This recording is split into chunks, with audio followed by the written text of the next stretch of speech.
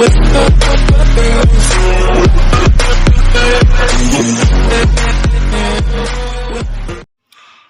Friends, मैं आपका अपना फ्रेंड अजय यादव आज आपके लिए लाया हूं एक नए वीडियो जिसमें हम जिन जगलिंग के बारे में अध्ययन करेंगे।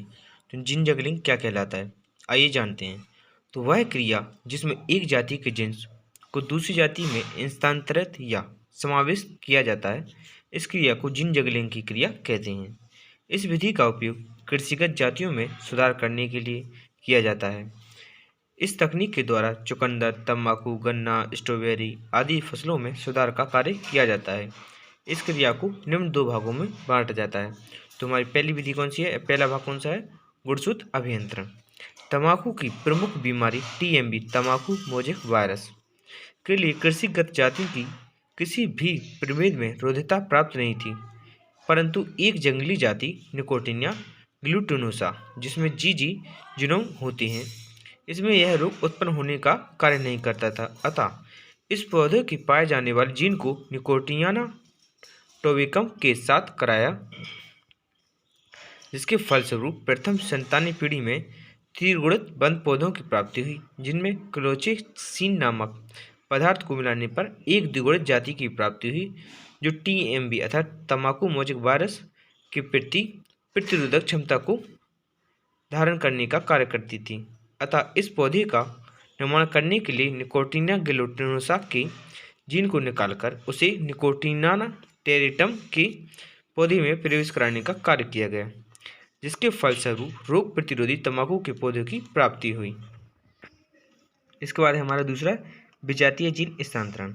तो जीन स्थानांतरण दो प्रकार से हो सकता है, जिसे विनिमय द्वारा समजात गुणसूत्रों में विस्थापन तथा विस्थापन द्वारा असंजात गुणसूत्रों में विस्थापन। इन दोनों ही विधियों में गुणसूत्र जीन के स्थानांतरण में किया जाता है। इसका प्रयोग सफलतम प्रयोग सीरस नामक वैज्ञानिक ने घास तथा गेहूं की पत्ती में कवक रोधिता के लिए जीन स्थानांतरित करने का कार्य किया था, जिसके फलस्वरूप 42 गुणसूत्र वाले गेहूं के पौधे की प्राप्ति हुई थी, जिसे श्रेष्ठ गुणित गेहूं कहा जाता है। हम इसके अंतर्गत नया चैप्टर शुरू करेंगे, इसमें पुनः स्थापन एवं सस्य पौधों के उद्गम केंद्र के बारे में पढ़ेंगे। तो पुनः स्थापन पेपर की दृष्टि से बहुत ही महत्वपूर्ण है, जो इसकी डेफिनेशन पूछी जा सकती है। तो इसकी डेफिनेशन पढ़ते हैं। जब पौधों को उनके प्राकृतिक आवास से निकालकर अपने द्वारा चुने गए किसी विशेष स्थान पर पहुंचाने का कार्य किया जाता है, इस क्रिया को पुनः स्थापन की क्रिया कहते हैं। इस क्रिया के कुछ प्रमुख उद्देश्य निम्नलिखित हैं, जैसे इसका उपयोग कृषि, वन तथा उद्योग में सीधा उपयोग करने के लिए किया जाता है। इसके द्वारा सुंदरता के लिए झाड़ी, शाख आदि को विभिन्न स्थानों पर उगाने का कार्य किया जा सकता है। इस क्रिया के द्वारा बहुत सी फसलों में आनुवंशिक सुधार के कार्य को किया जा सकता है। पादप पुनर्स्थापन के प्रकार अर्थात पादप पुनर्स्थापन के प्रकार क्या हैं?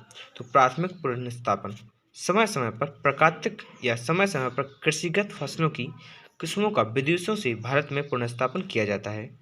इनमें से कुछ किस्में भारत में भारतीय किस्मों की अपेक्षा कुछ स्थानों पर अधिक अच्छी सिद्ध हुई हैं, जैसे गेहूं की रिडली किस्म को ऑस्ट्रेलिया से निकाला गया, जई की सेंड किस्म को ऑस्ट्रेलिया से निकाला गया, धान की चाइना किस्म को उत्तर प्रदेश में बहुत अच्छे से उगाने का कार्य किया गया। दूसरा हमारा द्वितीयक पुनर्स्थापन। बहुत सी फसलें जिन्हें विदेश से भारत में पुनर्स्थापन किया गया है, उनका चयन करके नई किस्मों को निकाला गया है, जैसे कल्याण सोना, सोनालिका, बाजरे की ऊषा का लाल, ऊषा सुनहरी, शकरकंद की ऊषा बढ़त, लोकिया की किस्म, जापानी सफेदा आदि को प्राप्त करने का कार्य किया गया। अब पढ़ेंगे संगरोध।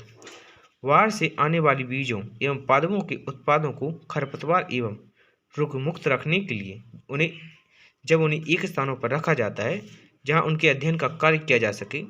इस क्रिया को संगरोध की क्रिया कहा जाता है। इसके कुछ प्रमुख लाभ निम्नलिखित हैं। तो इसका पहला लाभ क्या है? इस क्रिया के द्वारा कीटों एवं उनके द्वारा उत्पन्न होने वाली समस्याओं के अध्ययन का कार्य किया जा सकता है। इस क्रिया के द्वारा खरपतवारों के बीजों को फसलीय पौधों के साथ पहुंचाने में रोका जा सकता है। इस क्रिया के द्वारा देश की अन्य फसलों को फैलने से बचाया जा सकता है। अब हम पढ़ेंगे पादप पुनर्स्थापन के लाभ। तो इसके द्वारा नई किस्मों से पौधों को प्राप्त करने का कार्य किया जा सकता है। इसके द्वारा ऐच्छिक पौधों के चयन का कार्य किया जा सकता है। इसका उपयोग कृषि में उपयोग में लाए जाने वाले पौधों के लक्षणों के सुधार के लिए किया जा सकता है। पुनर्स्थापन की कुछ हानियां भी हैं, जैसे इस क्रिया के कारण कभी कभी गंभीर बीमारियां एक स्थान से दूसरे स्थान तक जाने का कार्य करती हैं। कभी कभी इस विधि के द्वारा हानिकारक खरपतवार एक स्थान से दूसरे स्थान तक जाने का कार्य करते हैं।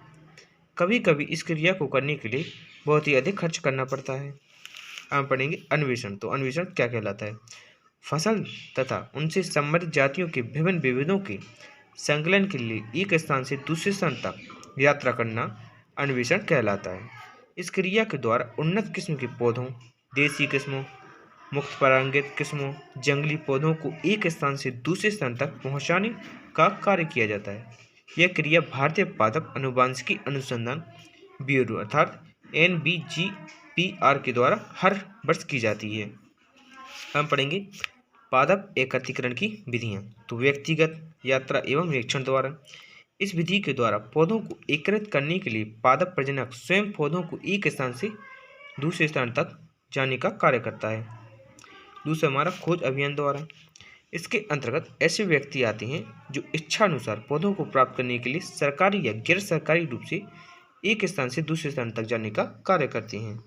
तीसरा है पत्र व्यवहार के द्वारा। इस विधि से संबंधित देशों की सरकारों या संबंधित देशों में पादप अनुसंधान केंद्रों को पत्र लिखकर आवश्यकता अनुसार पौधों की मांग की जाती है।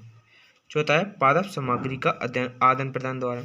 यह पादप एकत्रीकरण की वह विधि है जिसमें एक देश दूसरे देश के पादपों को लेने एवं अपने पादपों को देने का कार्य करता है। हम पढ़ेंगे जनन द्रव्य बैंक। तो जनन द्रव्य बैंक जब किसी फसल के आनुवंशिक पदार्थों या पौधे के विभिन्न भागों जैसे जड़, तना, पत्ती आदि को एकत्रित करने का कार्य किया जाता है। इस प्रकार तैयार किए गए बैंक जीन बैंक कहलाते हैं। इन बैंकों में रखे हुए जनन द्रव्य के द्वारा इच्छानुसार नए पौधों को प्राप्त करने का कार्य किया जाता है। यह क्रिया IBPGR तथा गैर संस्थापक संस्थानों के द्वारा की जाती है। दूसरा हमारा जीन कोश। एक ही जाति के जीवों या पादपों में उपस्थित जीनों के समूह को जीन कोश कहा जाता है। इसे निम्न 3 भागों में बांटा जाता है। पहला है प्राथमिक जीन कोश, दूसरा है द्वितीयक जीन कोश तथा तीसरा है तृतीयक जीन कोश। तो पहले पढ़ेंगे प्राथमिक जीन कोश। इसके अंतर्गत वह जीन कोश आता है जिनमें सफलता पूर्वक संकरण होता है और इनके संकर पूर्णतः उर्वर होते हैं। इसमें फसल से संबंधित सभी प्रकार की जातियां सम्मिलित होती हैं। दूसरा हमारा द्वितीयक जीन कोश। द्वितीयक जीन कोश के सदस्यों का संकरण जब प्राथमिक जीन कोश के सदस्यों के साथ बहुत कठिनाइयों से होता है और इनसे प्राप्त संतानें बांधे होती हैं या इनसे आनुवंशिक अंकुरण पाया जाता है, इन जीन के सदस्यों का उपयोग प्रजनन कार्य में होता रहता है। तीसरा हमारा तृतीयक जीन कोश। इसके अंतर्गत उन सभी प्रजातियों को रखा जाता है जिनका संकरण प्राथमिक जीन कोश के सदस्यों के साथ सबसे कठिन होता है तथा इनसे प्राप्त संकर पूर्णता बांधे होता है, अर्थात इनके द्वारा जीन हस्तांतरण की क्रिया संपन्न नहीं होती है, परंतु यह द्वितीयक जीन कोश के साथ संकरण की क्रिया कर सकते हैं। अब हमारा जनन द्रव्य संरक्षण। तो जनन द्रव्य को नष्ट होने से बचाने के लिए की जाने वाली क्रियाएं जनन द्रव्य संरक्षण की क्रियाएं कहलाती हैं।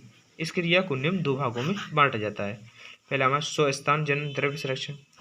जनन द्रव्य को जब प्राकृतिक रूप से उगाने वाले स्थान पर संरक्षित करने का कार्य किया जाता है, इस क्रिया को स्वस्थान की क्रिया या इन सिटू संरक्षण की क्रिया कहा जाता है।